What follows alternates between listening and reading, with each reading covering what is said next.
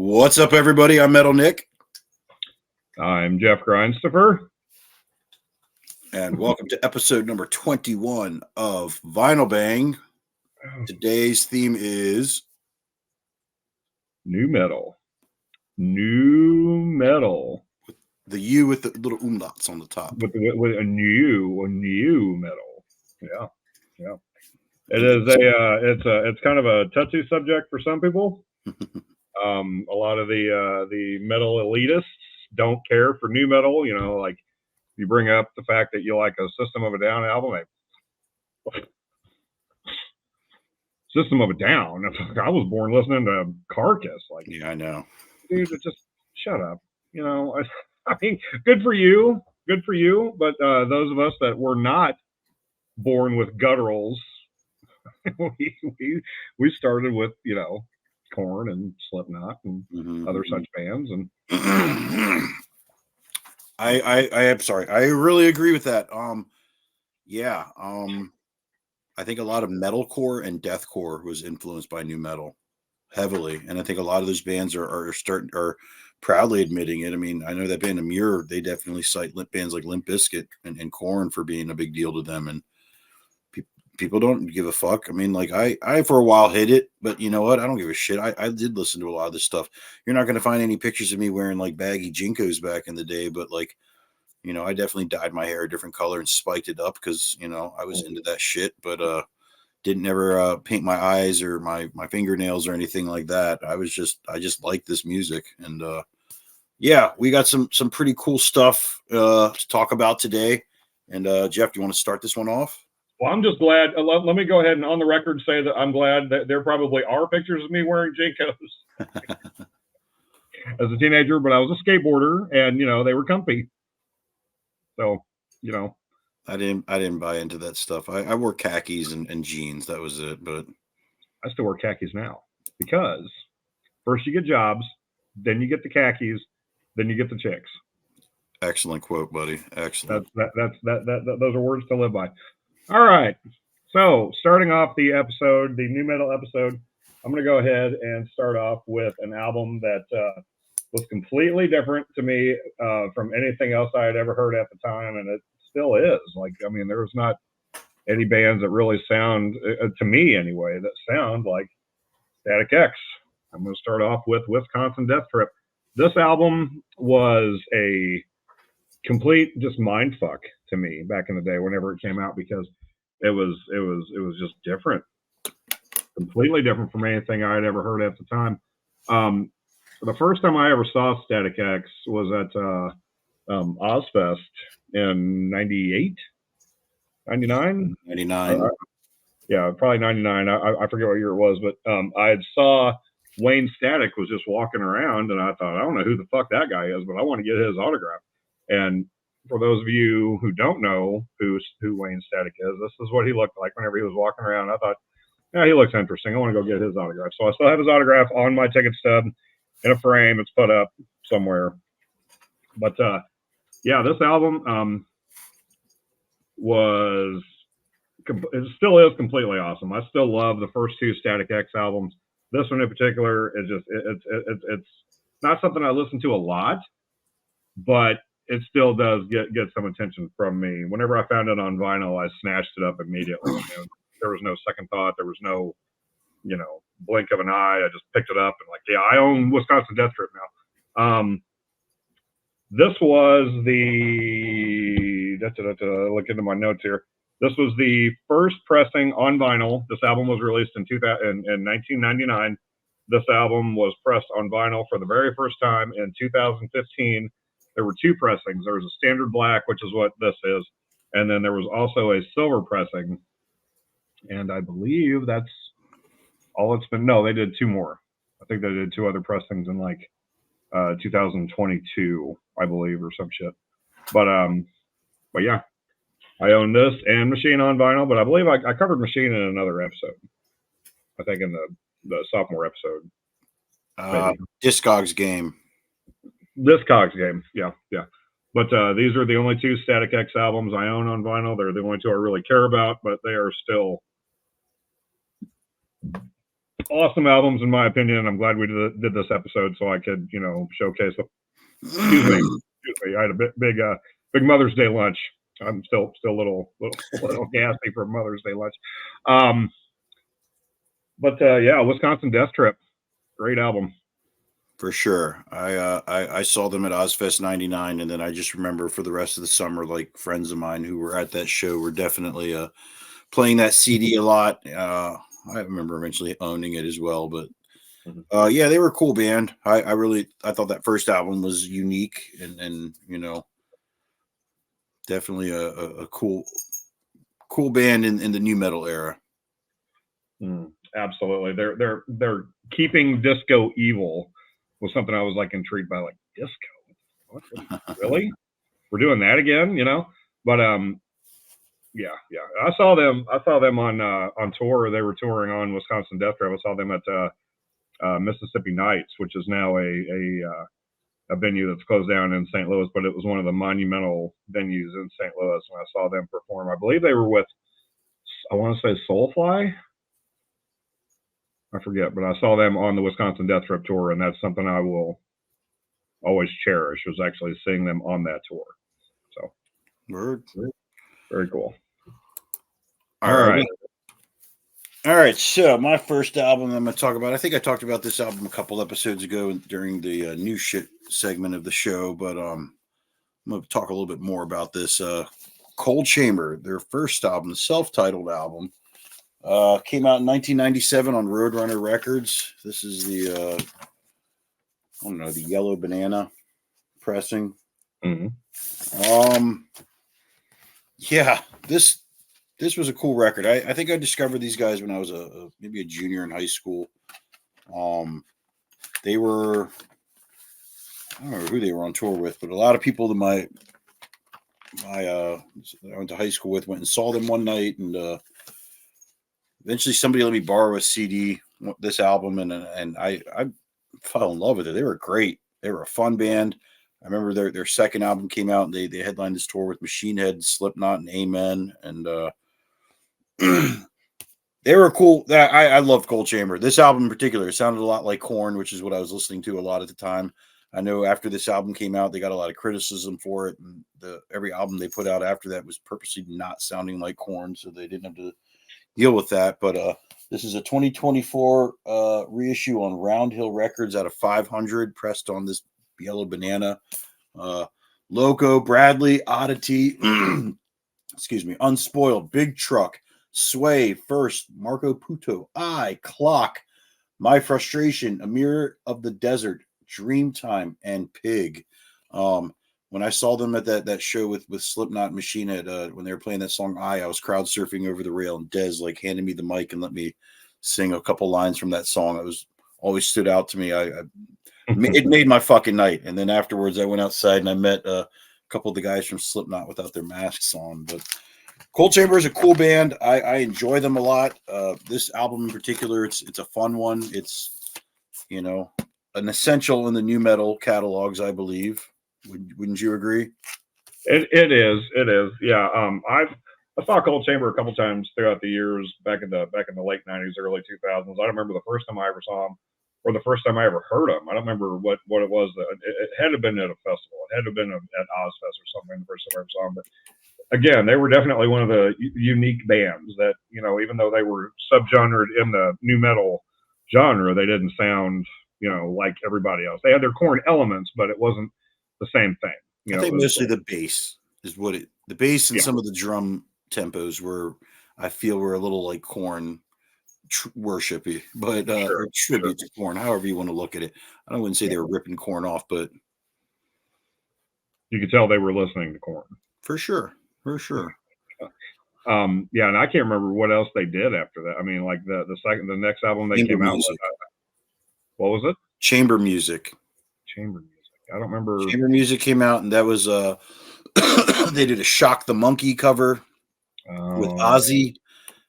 It was a little bit more electronic than this album, and then the next album after that was called Dark Days, and I think I was at their very last show for many years. It was in Washington D.C. at the 930 Club, and they broke up after that show. I remember, but yeah, then Dez went on to do Devil Driver, which I think he has a lot of success with. So I saw that Coal Chamber and Fear Factory are coming around this summer. They're coming to Ramshead in Baltimore. So yeah, I'm toying with the idea of they're going to be at Pops, I think, in St. Louis, and I'm toying with the idea of going. It's like if I have to take vacation time, I'm not going to go. I'm not going to go out of my way to see Coal Chamber in 2024. But if I'm able to, I do it for the nostalgia aspect of it. They played Sick New World Festival last year, and I heard them while I was in line waiting to buy System of a Down merchandise, but I didn't go out of my way to watch Coal Chamber. But yeah, that was a good album. Loco and Big Truck, and those were like my highlights from that album. But Sway was a good one. Yeah. Anywho, hell yeah! All right, moving on, and I guess next in line, while I'm speaking of System of a Down, I'll go ahead and showcase the self-titled album from System of a Down that is being blocked by the price tag sticker from the place I bought it from. Price tag of a Down. This album came out in 1998.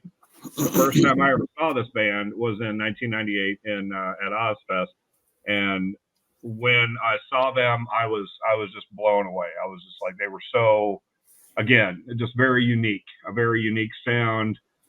Their stage antics, the way they were dressed, everything, just their aesthetic, everything about System of a Down was incredible. The next day after the concert, I bought the CD, or a friend of my girlfriend at the time let me borrow her CD, and I copied it or whatever it was. But I mean, I have been a fan of System of a Down since first time I ever saw them. Everything they've put out, every album I've been a fan of. A couple of them have duds here and there, but the self-titled, a lot of people don't care for the song Spiders.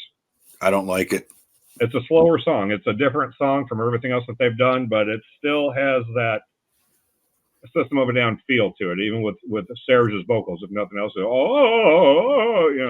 real, I dig it. It took me a little bit to get into it to really appreciate what it was, but yeah, I am a huge fan of System of a Down, of everything that they've done. I've seen them, hell, I don't know, 6 or 7 times throughout the years, including Sick New World. Like I said, last year, whenever they were in Vegas, they were one of the highlighting reasons for me to attend that festival. I've seen them open for Metallica on the Summer Sanitarium tour in 2000 or 2001. I forget what year that was. 2000 with Korn and Power Man 5000. Kid Rock. Yeah, like System of a Down was the opening band. And, I remember wearing the shirt that I got from Ozfest, and people, I remember this one guy looking at me and going, "Who is this band?" And System of a Down, just, they are huge. They were a huge band for me.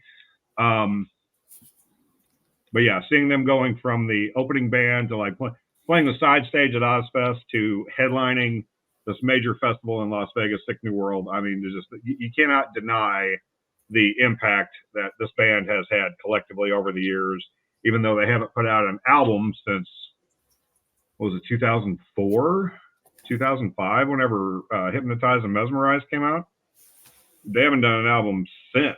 And they're still like a big fucking deal. Whenever they play shows and festivals, like, they are high up in the lineup. They're either headlining or co-headlining or something, but they are still, almost 20 years later, still a big deal.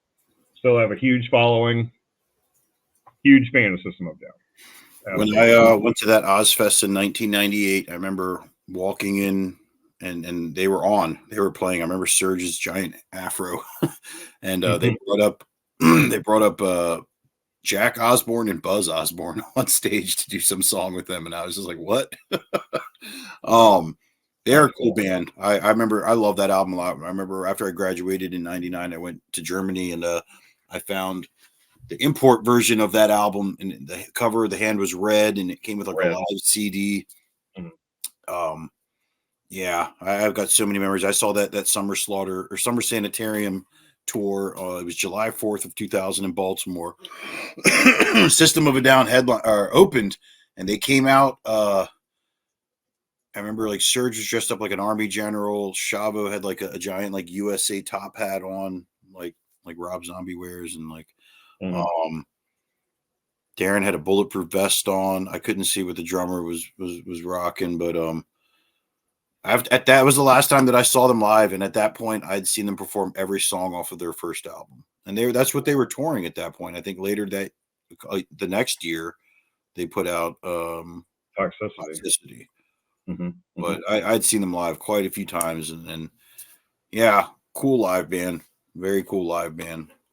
Absolutely, yeah. I don't remember. I don't remember that what they were wearing at the summer sanitarium, but I do remember they covered Pink Floyd's "Goodbye Blue Sky." I was like, that's fucking really cool. They did a really good job of "Goodbye Blue Sky" by Pink Floyd, so that was pretty cool. Cool. And also, my sister's very first show was the Pledge of Allegiance tour. That was Slipknot, System of a Down, Rammstein. I want to say American Head Charge. I forget who else was there, but yeah, I took my sister to her very first show, which was, Pledge of Allegiance tour. So I've seen System of a Down, like I said, 6 or 7 times throughout the years, and every time they're just great band, great live band. All right. Alrighty. Well, moving on, talking about bands that played Ozfest 1998. A band that I'm probably going to say this was probably their only new metal album, because after this, they did not sound like a new metal band anymore. Incubus Science. They were the second band that I remember watching that day at Ozfest 98. Actually, they were really cool. Like I said, there was a time where metal was, at least in what was on tour with Ozzy, was a lot of new metal, and I was going to these Ozfest because that year in particular, I wanted to see Tool. They were the co-headliner with Ozzy, and but I learned a lot of new bands that day. I remember also I wanted to see Cold Chamber and Seven Dust, but I discovered Incubus and System of a Down and Snot that day. But this album, really cool record. Incubus is let me read this track list here. Redefine, excuse me. Redefine, Vitamin, New Skin, Idiot Box, Glass, Magic Medicine, A Certain Shade of Green, which was a single off this record. Favorite Things, Summer Romance, Anti-Gravity Love Song, really cool chill song. Nebula, Deep Inside, and Cologne. I don't know how you say that word. Anyways, really cool fucking record. This came out originally in 1997 on Epic Immortal Records. This is a 2013 repress. It's just a standard black. There they are. This is Brandon Boyd before he cut his hair. He had long dreads, and I saw them at Ozfest 98. It was the last show that tour, and then a couple months later, I was at the last Family Values show, and Ice Cube wasn't there, so Incubus took over, and it was Halloween, so they were all dressed up like priests. But yeah, this is a really cool record. I like this from start to finish. I think this is a really cool album. After this, they were a total, like, I don't want to say radio rock band, but that's what they turned into. They became very successful. I'm not taking anything away from these guys. I bought Make Yourself. I saw them live a couple times touring that album. Wasn't really my thing, but I still supported them for a couple years before they went off to become the giant band that they are today. Right. Yeah, I remember seeing them at Ozfest that year, but just they I don't know. I don't remember much about the set, and it didn't really catch on. I think it was because I was overwhelmed by System of a Down and Snot and all the other bands. It just kind of, oh yeah, Incubus. I saw them too. Whenever I went back and looked at the lineup years later, it was like, oh yeah, I forgot I did see them, and Melvins and all these other bands that played Ozfest that year. Just I completely forgot about them. The Idiot Box is my fucking jam, dude. I love that song so much. That's a great album. For sure. Yeah, it really is. There's some bangers on this one, I think. Mm-hmm. Yeah. As far as Make Yourself, I like Make Yourself a lot. Collectively, for the most part, as an entire album. Everything after that, what was it?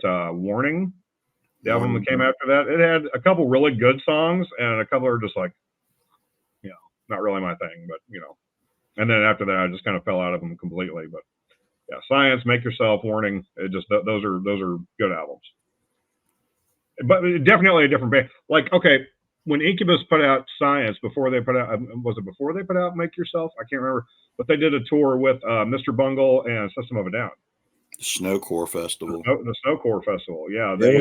Make Yourself. They were touring Make Yourself at that point. Probably, yeah. Yeah, this was the year 2000. They were definitely. I remember that.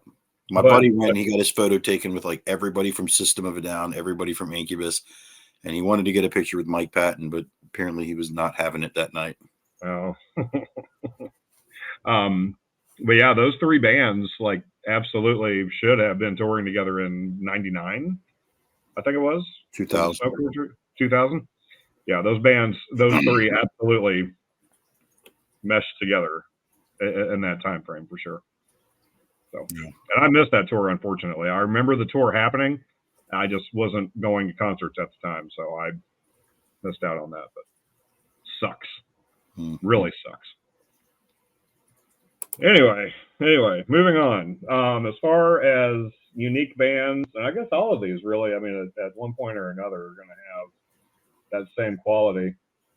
The next band I'm going to bring up is a band that is very, this album in particular has a lot of memes dedicated to it. A lot of fun is being poked at this album because of their main big hit from this album.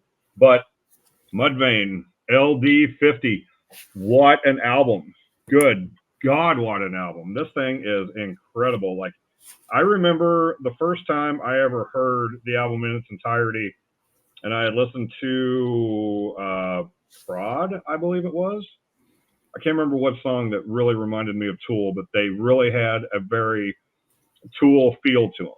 This one track on here in particular really reminded me a lot of like Tool's orchestration and the way that they put songs together and everything just really reminded me of Tool. But Mudvayne, LD50, I saw them.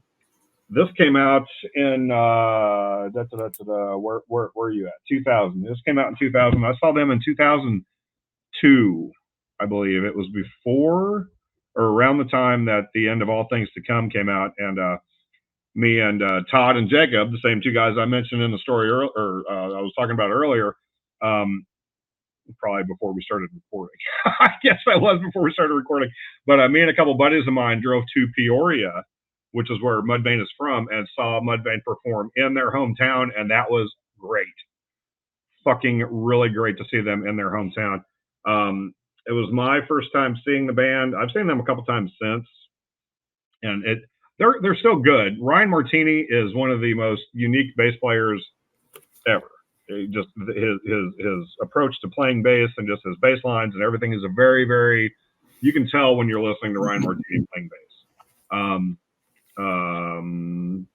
Definitely dig this album with such hits as Dig, which is their big hit off this album, Eternal Primates Forever, Death Blooms, Nothing to Gain, Nothing, Severed, Recombinant, Resurgence, Pharmacopoeia, Under My Skin. A great album. Absolutely great album. The album that followed this, The End of All Things to Come, is again a great album from beginning to end. I'm actually looking for that on vinyl. So if any of the fans that we have on here, if you have a copy to sell, hit me up because I want it. I want your copy of The End of All Things to Come. Great album. Yeah. I remember working at Tower Records when that came out. There was a lot of hype around that band because they were on the Tattoo the Earth tour, and I bought that record based off of like everything I was reading about them and seeing them, and I liked it. It was cool. I did not care too much for the follow up. It was.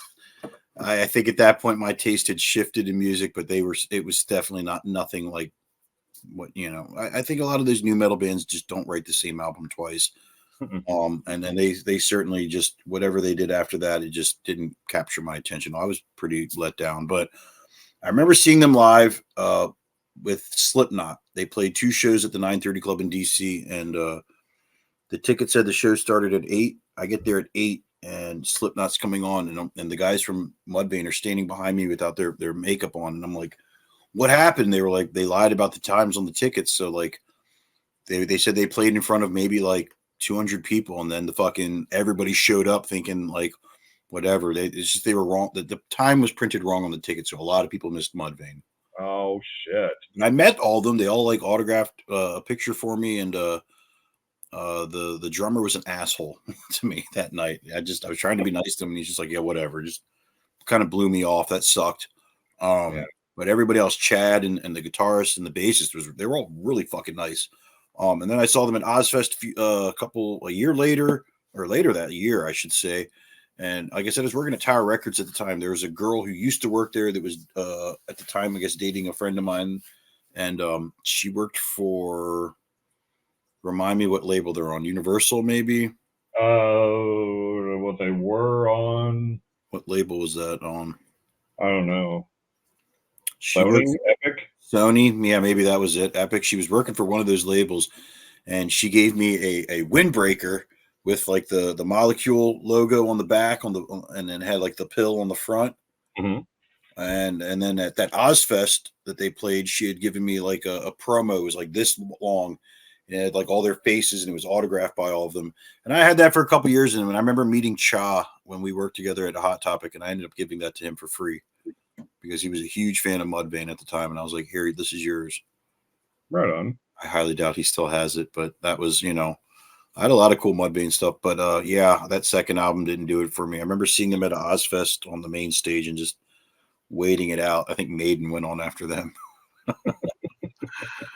But yeah. Yeah, another little fun fact: the very first DVD I ever owned was a live Mudvayne DVD. I remember that. Where that was it was called Lethal Dosage or something, live dosage or something, live dosage. Yeah, that was the first DVD I ever owned. The thing that stood out to me so much about that live show was it like documented their whole day before the show, and there was like a part where they went to some restaurant to eat, and one of them asked, do you have any non-dolphin safe tuna? And that was one of the funniest things I've ever heard in my life. One part of that storyline, they did a thing like the Pulp Fiction suitcase. They had the suitcase that whenever they opened it up, right. You remember that? Yeah, they did do that. Right. So there was like a little. I mean, it wasn't like the whole storyline. It wasn't like that entire thing. But they had one segment where they took a briefcase out of the trunk or something. And they opened it up, and it was like a glowing yellow light. I was like, oh, it's like Pulp Fiction. But I remember he came out on some like giant pogo stick pole in the beginning. I'm like, what is he doing? What the fuck is going on? Like, yeah, it was weird. Oh, memories. That's fun of the Mudvayne DVD. All right. So my next album is, again, I think an essential in the new metal catalogs. I think this is their only good album. I know they were very successful with their next few ones that came out after this, but Limp Bizkit, $3 bill, y'alls. Y'all, or is it y'alls? Y'alls. Anyway, I don't. Yeah, it could be y'alls. I don't know. I don't know. I first saw this band in 1997 at the Warped Tour. They were playing this very small stage inside RFK Stadium, and man, they fucking blew me away. They were covering "Blind" by Korn, and then when the "Are You Ready" part came, they just stopped. And he goes, "Fuck you! You're here to see us, motherfuckers!" It was great. I remember Wes had long hair, and he was wearing like a garter belt, and Fred had like that furry little like Gilligan hat on, and like. They blew me away. I remember getting a cool fucking sticker with these clowns on the back, and this record. I mean, they played a lot of these songs that day when I saw them. This is a red vinyl. This is a unofficial record, but I saw it one day and I was like, I have to have this. Let me read this track list off. Intro: Pollution, Counterfeit, Stuck, Nobody Loves Me, Sour, Stalemate, Clunk, Faith, which is a George Michael cover, which I believe is a song that really blew them up. Yeah. Stinky Finger, Indigo Flow, Leech, which is a demo version, and Everything, which is kind of like a trippy song at the end. I really like this album a lot. This was This is a Ross Robinson produced album. This originally came out in 1997 on Flip Interscope. This is a 2022 unofficial bootleg.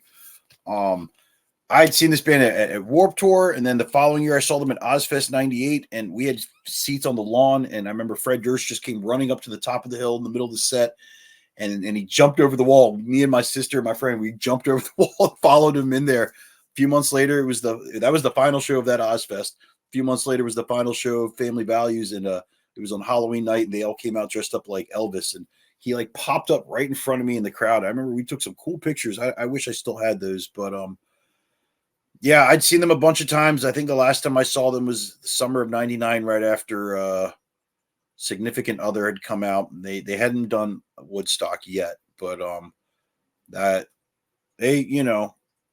I cared more about this album than the second one. The second one sucked. I didn't really care for that Nookie song. That really turned me off from them. But this album was great. Stuck, Counterfeit, Pollution, Sour. I mean, these are all good ones. Leech.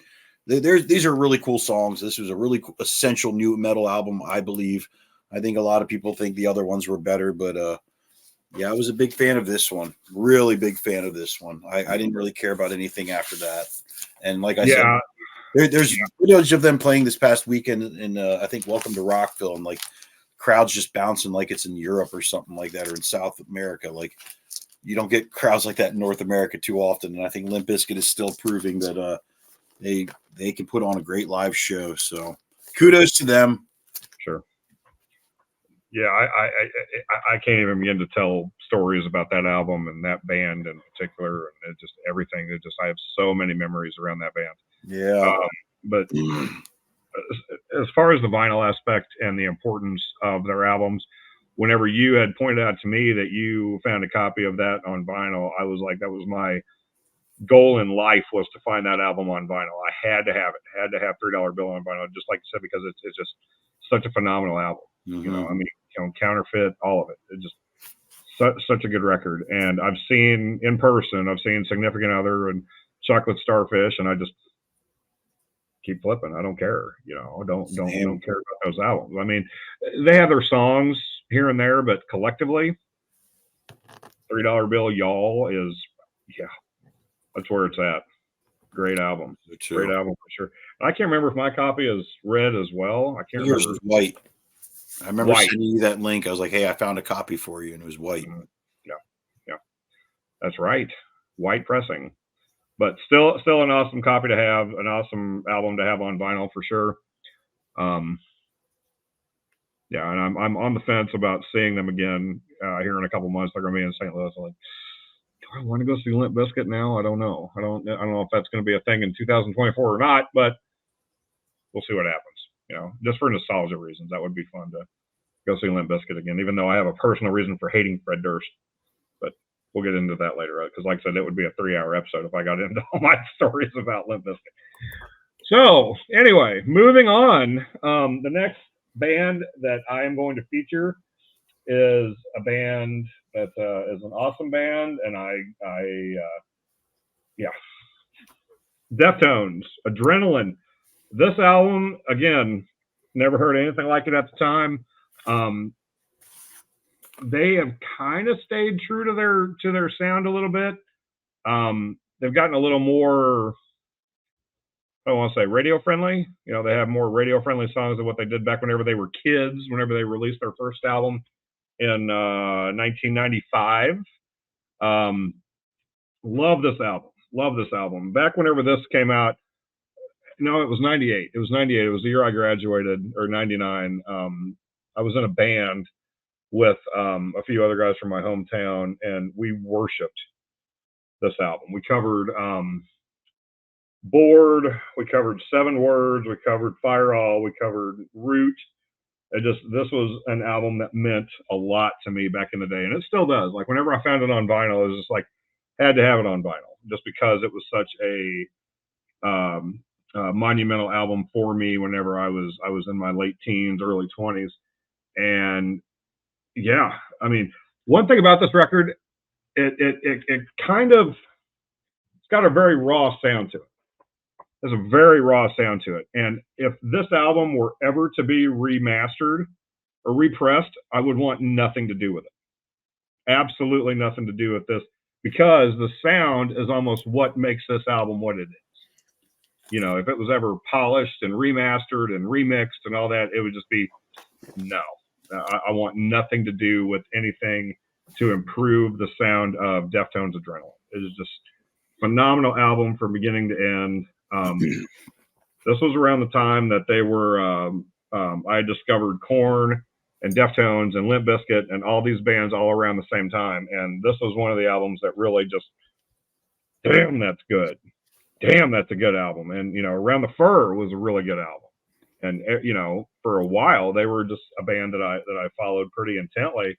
And then I fell out of them for a while. I think it was Saturday Night, or maybe it was a self-titled or Saturday Night Wrist, whenever I just kind of like, okay, we're really taking the soft aspect way too far with these albums. And I just quit listening to them for a long time until years later, whenever they released Diamond Eyes. And then I was like, damn, Deftones are good again. Okay, maybe I'll go back and listen to what I missed. But yeah, phenomenal album, phenomenal band back in the mid 90s. This was the third pressing on vinyl, and this was pressed in 2011. The original pressing was just a standard black vinyl and a plain white jacket. There was no cover, there was no anything. It was just like a promo copy. And then the second press was a picture disc. And I would like to get a copy of the picture disc one of these days, but that's just to have one, just to, you know, have the completest, you know, the OG pressings or whatever. But as far as having a copy that I listen to on vinyl, this is it. This is the absolute copy that I listen to on vinyl, and I love it. Once again, bought from Hit Records. Once again, shout out to Hit Records. Love those guys. Yeah, great album. Very good album. I agree with everything you said there. That band they were super special. That record is a very, very unique record. I think there's just some riffs on that album that they give me the feels, you know. They put me in a great mood and they make me think about some times in my life. Deftones were a very cool band. I agree a lot with a lot of those things you said there about that first record. I was working at a Hot Topic and I remember seeing that it was pressed on pink vinyl, and I didn't buy it at the time. And now I see it for like $200 online. Oh yeah. So yeah, I'd love to have a copy of that on pink vinyl. And I don't know how many times I pressed it throughout the years. a bunch. A lot of them were unofficial, but that was this is an official, not a bootleg. This is an official pressing. So I'm happy with that for sure. Word. All right. Well, now I'm glad you finally talked about that record, so I can talk about this record. Deftones' follow-up album, Around the Fur, which I think was, again, an essential in the nu metal catalog. Like, this record came out, and it just, let's just go ahead and start off with My Own Summer, Shove It. That riff alone, just, when you hear it, you know, you're just like, oh, fuck yeah, you know, like, drum sounding on this record, the bass sounding on the production on this record was fucking flawless. A great sophomore album. I'm surprised we didn't talk about this on that episode. My Own Summer, Inhabia, Mascara, Around the Fur, Ricketts, Be Quiet and Drive Far and Away. That was a big one for them. Lotion, De La Flu, Head Up, which has Max Cavalera, I believe, and MX. And then there is 14 minutes and 43 seconds of silence, and then you hear somebody listening to Cypress Hill. Somebody's taking a bong hit there. And then there's another 12 minutes and 40 seconds of silence. And then there's a secret track called Damone, which in my opinion is the best Deftones song I've ever heard in my life. It's a very, man, I don't know how to put it. I really don't. If you have the time, I'm sure you just look it up on YouTube. It's a great fucking song. I remember being in the first time I ever met Tosin Abasi was I was in summer school in the 10th grade, and he mentioned to this guy Mike that I used to hang out with, hey, when I see you on Monday, don't forget to bring that new Deftones album. And I just was like, Deftones has a new album? And when I went home with Mike later that day, he played this for me, and I just was like floored at how good this was. Didn't sound anything like the first record. They continued on with their great riffs. They had their, you know, like I said, Be Quiet and Drive Far and Away it was a hit song. It was not like quite like their other stuff, but it's a good fucking song. I think this band writes some quality tunes. I remember seeing them at Ozfest '99, and White Pony wasn't quite out yet, but they had like a giant banner on stage, and they were even selling White Pony shirts. And yeah, they still put stuff out. I fell off, I think, after the self-titled. I'd seen them at the 930 Club, and they played a few shows on the East Coast right before that record had come out. But this one, so it was a good one. Like I said, that secret track on it, it's a fucking banger. It is for sure. No, if you're listening to this episode or watching this episode, you know what I'm talking about. Like that's a really cool fucking song. Yeah. In my opinion, the best Deftones song. Agreed. I've never really looked at it that way, but I could completely see that for sure. The band I was in, whenever we were worshiping the Deftones, we covered Head Up and My Own Summer. Like what it was, the band was I did vocals, and Buster Jordan played bass, but there were songs where I would play bass and he would do vocals. Like it was like a thing. Like we just kind of switched off who was the vocalist and who was the bassist, depending on which original song we were doing, whichever cover song we were doing. And he opted out to do the vocals on My Own Summer, which I got stuck doing vocals on My Own Summer. And you talk about some rough shit. Trying to do that squeal, that, you know, we did like 5 takes in a row, and I believe our guitarist Eric Wharton that I grew up with and went to high school with and graduated from high school with.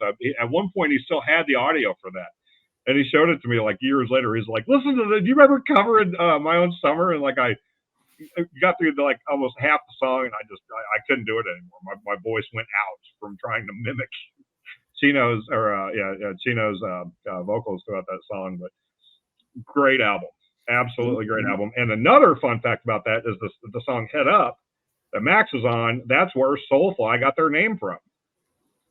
Had it not been for that song, his project might not ever have been called Soulfly. So yeah, there's that. There's a very cool footage of them playing the HF Festival in 2000 in DC, and you can see me crowd surfing during My Own Summer. Oh, cool! My Slipknot shirt because they were supposed to play that day, but they had to cancel. But yeah, Deftones, great band. Yeah, absolutely. All right.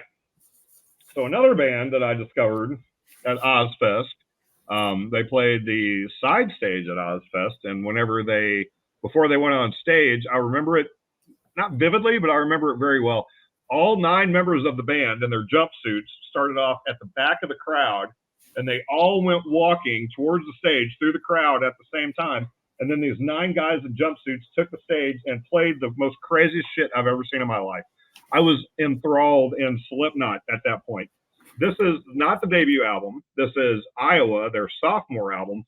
But god damn, what an album. It is so good. There's a lot of speculation behind the recording of this album that I've read that all of the band members hated each other. Nobody liked each other while they were recording this album. There was a lot of hate in this album. And I don't really think it's better than the debut album, but I fucking love Iowa. It is just so good. If nothing else, the final track, the actual the title track for the album is so weird. It's so just ambient. It's like noise almost. It's just it's not Slipknot. It is Slipknot, but it's not their forte of what they had their signature sound or whatever. But a lot of radio hits from this album. There was My Plague. Left Behind was on what was that on Ghost Ship or Resident Evil or something. A lot of commercial success on this album. I thought the My Plague song was on the Resident Evil soundtrack. It might have been My Plague. Left Behind was just like the first hit that they had, or single that they had off of it. Yeah. My Plague. You're right. My Plague was at the end of a track from the Resident Evil soundtrack. Mm-hmm. But a lot of the shit, or a lot of the songs that they were known for on here, People Equal Shit is a big song. The Heretic Anthem is, again, just like a staple for Slipknot. I Am Hated, Skin Ticket. I just good fucking album. Like I will break this out every now and then, like whenever I go on long road trips. For those of you that know me, I travel a lot for concerts, and I'll make like 12, 15, 30-hour playlists or whatever it is. And this will get thrown into the playlist more than the self-titled album. Self-titled is really good. It was my introduction to the band, and the first impressions are the ones that last. But collectively, I dig Iowa a lot. Like whenever they remastered this, and I need to stop letting my phone close out. This album was originally released in 2001. This was the 2022 pressing. This was I want to say Coke bottle clear, or Coke, like a translucent Coke bottle clear pressing. I do not own an original pressing. This is the only copy of this album that I own on vinyl, and I am completely content with that. It sounds good. I don't have to worry about it getting, hurt or injured or anything listening to the OG press. And yeah, big fan of this album. And I know some people aren't. Some people are not. Like the co-host for Vinyl Bang is not a fan of Iowa. Yeah, this is the part of the show where we're going to have to disagree, Jeff. I am not a fan of that album. I know. I remember them hyping that album up like there's a lot of black metal influence and whatnot, and there was nothing like that on there. The one thing that I can't give it is the guitar tone was very heavy on that record. Mm-hmm. Yeah, I remember that came out maybe a week later or so. Toxicity came out, and I thought that album was a lot better. But I was falling off of Slipknot at that point. I was really into Lamb of God and metalcore and deathcore was starting to come up. So like the bands like that weren't really, I wasn't following as much anymore. And I just remember like the moment Slipknot was like as big as Korn was, I realized like, man, like they're not going to be playing these small venues anymore. There's not going to be no chance of me meeting these guys like I used to. Like it was a whole different game for them, and good for them because they're successful as shit. And I actually met Corey Taylor a few times since then, but yeah, Slipknot they're a fucking very great band, a very influential band, I believe. I know that a lot of metalcore bands were influenced by them. So, absolutely. I mean, a lot of people looked at them as gimmicks or whatever, but to say that they didn't have an influence on a lot of bands, that's just false.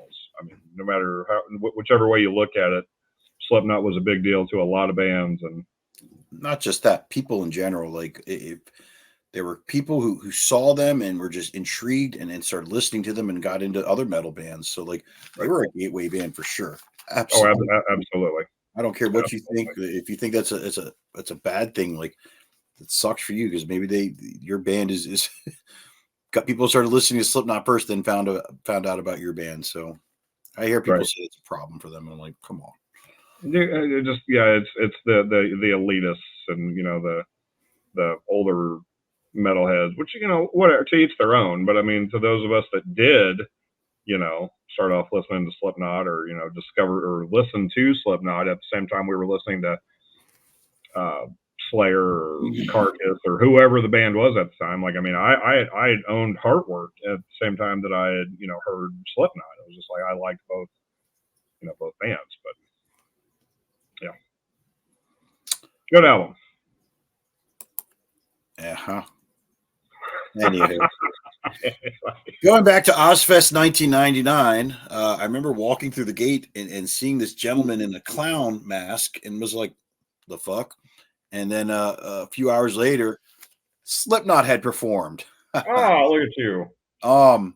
This was their first album, obviously, maybe their second album. I think they had something before this, but this was the first one with Corey on vocals. And they did the Ozfest 99. I remember I have somewhere in my closet here, I have a Newport pack signed by the Clown.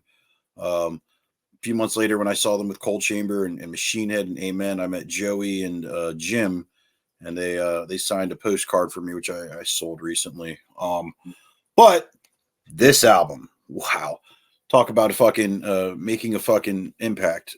This I'd never seen a band blow up as big as Slipknot. Seeing them at Ozfest 99, they were huge. Those People Equal Shit shirts were everywhere. I owned one. I bought one that day. Then I saw them at that show at 930 Club. I remember Amen went on before them. And when they finished, everybody was just pushing it, rushing the stage just to get as close as they could to see Slipknot. This came out in 1999 on Roadrunner Records. This is a 2022 repress on yellow vinyl. I spun it a couple times. The sound quality is okay. I guess because it's been repressed so many times, it just doesn't sound right. The first track is a bunch of numbers: sick, eyeless, wait and bleed, surfacing, spit it out, tattered and torn, me inside, liberate, prosthetics, no life, diluted, only one, and scissors. Now the original version has what's that song called? Purity, that got taken off because it was about a girl that got buried alive, and I think somebody, I don't know, was offended by that song and they got to get taken off the record. I remember I bought a digipack version of this album and had two bonus tracks that weren't on the album and then a bunch of demo tracks, and one of them was called Get This, and Eeyore. Eeyore is just a secret track on this. The other one, Get This, and then I can't remember what the other one was, but yeah, they're not on this version. I think Me Inside was the song that replaced Purity. But yeah, this was a cool fucking record. I'd seen this band live quite a few times in small venues, small settings before they blew the fuck up. I mean, like you said, that when Iowa came out, they were like, I don't want to call them the new Korn, but like they took over, like they were playing all these giant festivals. They were playing like everything. They weren't playing anything small anymore. But this, I felt like this was really pushed them to where they are. I mean, obviously every album and every fan that supported them afterwards, they got to where they are. But that album, I remember buying it, and just every person that I hung out with was just like, yo, what is this? Like, right. It was so different from everything, and great band. And every time I met those dudes, they were nice as shit to me. They always took the time to sign autographs for fans, whether they had their masks on or not. Always very nice people. Even the Mayhem Fest, the very first one, Corey was walking around. He was just nice as shit to everybody backstage. I talked to him for a little bit about that 930 Club show, and he's just like, man, like we have such great memories of playing that venue, and they should, because they fucking would sell it the fuck out anytime they came through. They were a huge deal. Mm-hmm. Well, yeah. I mean, they were absolutely a big deal, and they still are, of course. And but yeah, I remember the early days of Slipknot.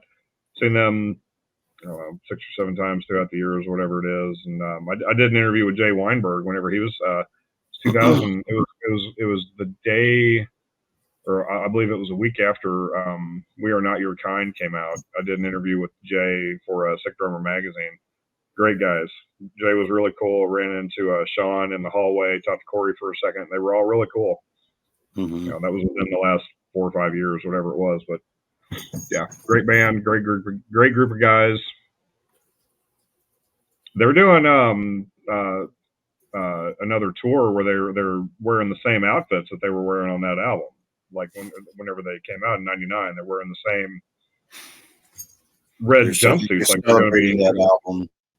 Yeah, like they're doing a 25th anniversary, going to revisit a lot of their old songs. And I am very tempted to go see Slipknot just because of, the nostalgia aspect of it. But yeah, great band, great album, for sure. My turn now? My turn? Okay, so this album has already been discussed by my co-partner, by my co-host a couple of weeks back. Korn, Life is Peachy. Great album. Probably my favorite Korn. It is my favorite Korn album. There's no probably to it. This particular pressing was the 4th press. This album came out in '96. This 4th press came out in 2013, I believe, is what I didn't even write it down. Phenomenal album. Twist, Chi, Swallow, Good God, Wicked, Adidas, Lowrider. Just great album. Great album. If you didn't catch it from the first time it was mentioned on Vinyl Bang, go back again and listen to Life is Peachy, because what an album, dude. I saw them, I don't know how many times throughout the years. Saw them several times in the early days. In 97, they were supposed to play Lollapalooza, and the day before the St. Louis show, they had to drop off the tour because Monkey got spinal meningitis and they didn't play the show, and I was so upset. Like I had hair back then. I had hair back in the '90s, and I had my girlfriend at the time took it and like braided it, like put it all up in braids, like Korn and Monkey and all of them, like they wore their hair back then. And I had a Korn shirt I was going to wear to the show, and had my hair all in braids and big done up, big thing. And then they canceled. I found out from Kurt Loder on MTV News that Lola Blues will lose his neck due to an illness. And it was Korn. And I was bummed. I mean, beyond bummed. But still got to see Tool, still got to see Snoop Dogg. It was still a great show, but just no Korn. They dropped off the day before the show in St. Louis, and I was fucking devastated. Since then, I've become friends with their drummer, Ray Luzier. Seen them several times, hung out with the band backstage. I get to watch the band from side of the stage. Great band. They still put on great shows. Their albums are still good. They're not what they were whenever they were kids, but still great albums. Still a big fan of Korn. That's Korn with a K, people. Backwards R. Korn. Don't get it confused with that vegetable that starts with a C. I mean, it's good for you, but no, not worth the shit to listen to. All right. This next ones that I'm going to talk about. This is a band that they were a band for a while, and then they after the band Snot had disbanded, a couple members like Sonny Mayo and John Toomer Fanstock, I believe was his name, had joined this band called Amen. This is a picture disc of the price of the price of reality, and the other side is Motorcade Horizon. And then I should be able to show this. I don't know. It's the Waiting 18, and some boobies there. It's a picture that Rage Against the Machine used. These are some records that I had scored back when this was from their second album, We Have Come for Your Parents. And they did like a contest on their website, and like you if you get all this like free merch from them if you won any of these. I think it was like Photoshop or make like a Photoshop banners with their logo on it, and I don't even remember what I did, but I won these picture vinyls, these two picture disc vinyls, and they sent me some stickers and some hats and stuff. I think I mentioned it in the episode with Shaw. There was a guy that I knew who worked with Snot, and he worked with Amen. I guess he was good friends with Toomer. And these guys, I've seen them. First time I saw them was with Slipknot, Machine Head, Cold Chamber.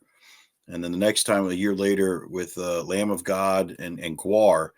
And on that night, they let me on their bus. They were all very nice to me, all those dudes. Amen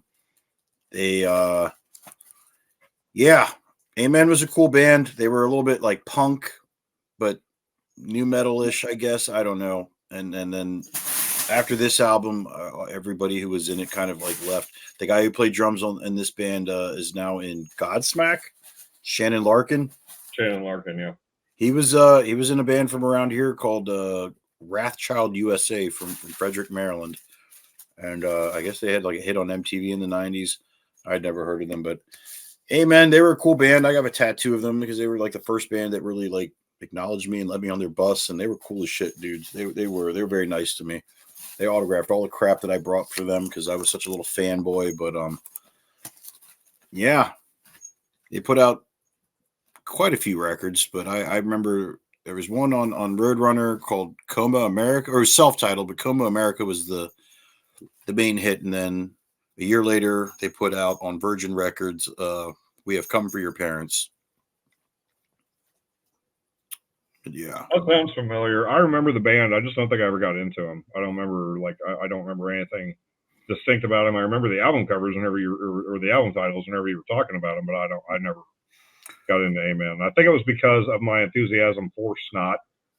I just like, if they weren't Snot, then I didn't want anything to do with it, which is unfair, but it was like, I put Snot up on such a pedestal that it was just like anything else that they did, I just wouldn't live up to it and didn't want to hear it, so. No, for sure. I understand that. I do. And I want to say Shannon Larkin. I want to say, didn't he play for Ugly Kid Joe? Yes. Yes, he did. So he absolutely did. There you go. If you didn't know that, then there's the one thing you'll learn from watching Vinyl Bang.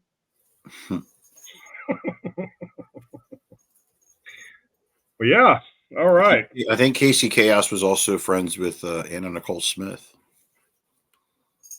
I just watched Nick Again 33 1/3 the other day. Nice. Speaking of Anna Nicole Smith.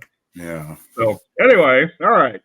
Since we've led each other to talk about, like whenever I brought up Deftones and then Nick brought up Deftones and then I talked about Slipknot and he talked about Slipknot and whenever he talked about Snot and I talked about Snot, let's talk about some fucking Snot. All right. Let's talk about some goddamn Get Some. This album, I still listen to it to this day. Love this album so much. The first time I ever heard it, I loved it. The 15th time I heard it, I loved it. The 3,037th time I heard it, I loved it. Still love this album. Snot Get Some, so good. It's just it's not your typical nu metal album. It still holds up to this day. It still has the same effect to me now that it did back then. I got to see Snot at Ozfest in 99, 98. I always get the year wrong. 98, because he died in 98. Saw Snot at Ozfest in 98. Got to see them once. Yeah, I own this album on CD. I own this album on cassette. This is such a great record. This pressing is, this album was originally released in 97. This is the only vinyl pressing. There's no bootlegs. There's no official copies. There is just the one music on vinyl copy that came out 20 years after it was released in 2017. And I am honored to have this. A friend of mine said he used to have a bunch of Snot stuff that he got as promotional items.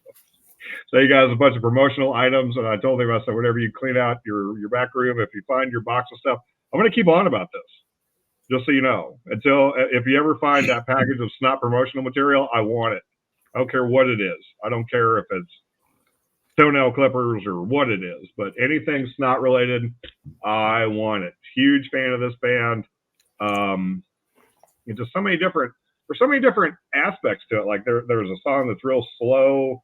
They incorporate an actual snooze alarm into the song Snooze Button. Joyride starts off with, ironically, with a car firing up, a sports car starting up and taking off and peeling out, and at the end of the song, the car crashes, and that's how we lost Lynn Strait and Dobbs. Dobbs is the name of the dog on the cover. Dobbs was Lynn's dog. They both died tragically in a car accident. So it was kind of, shitty, ironic, what do you call it? Not foreshadowing? Yeah. Not foreshadowing, because that would be shitty, but I don't know. Anyway, a real ironic thing to happen on their album. I Just Lie is such a good song. My Balls, Your Chin. This album is so good. Such a good record. This is definitely one of my Desert Island albums. I could listen to that over and over and over and never get tired of it. I Just Lie. I think that's like the best one on that record. Yeah. That's a real cool fucking song. Yeah. They were a great band. Didn't really stand the test of time for me, unfortunately, but I definitely remember loving that band a lot. I remember being at a concert with my sister, finding out that Lynn died because some band was like announcing it on stage, and I was just like, no, that's not the same band we just saw. But yeah, it's unfortunate. He was a big deal, but then who knows what they would have become if he was still alive. Right. Yeah, and I've thought about that too. Like with the Straight Up album that they did, that we discussed in the episode with Shaw, where they had the different vocalists come in and do different song. It's just like, I don't know if I would have liked what they were going to do. Yeah, that's what I was trying to allude with. That would have been new Snot. So yeah, I'm glad. It's a tragedy that we lost Lynn, but I'm glad that all we have is Get Some, because it's just perfect album, beginning to end. Love that album. Yeah. On to you, Nick. Show. All right. My last contribution towards this show is a band, a Roadrunner Records band that this was their sophomore album, and a lot of people would argue with me that the first album was a lot better than this one, which this was the first one that I heard with them because I was working at Tower Records and I got a free promo copy months before it came out. Spineshank, The Height of Callousness. This is a really cool fucking record. It's a little electronic.